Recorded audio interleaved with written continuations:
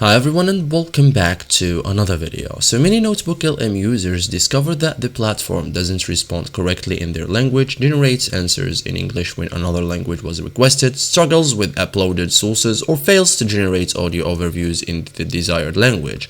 Fortunately, most language-related issues are caused by source language mismatches, unsupported features, browser settings, account settings, or temporary rollout limitations.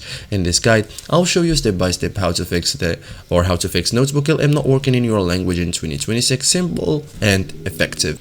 First thing, verify that your language is supported. First determine whether the feature you are using supports your language. For example, examples include chat responses, audio overview, video overview, flashcards, quizzes, infographics. So some features gain language supports before others. So check feature specific language supports first.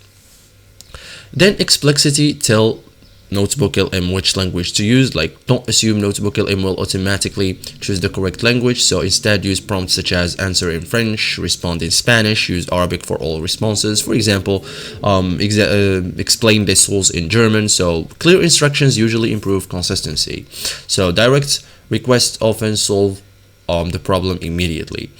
Use sources in the same language. NotebookLM performs best when sources are consistent. For example, we have good examples like all sources in French, all sources in Arabic, all sources in Spanish. The problematic case like English PDFs, French website, Arabic notes, German transcripts. So mixed language notebooks can sometimes produce inconsistent output. Okay, so thank you guys for watching this video and see you in the next tutorial.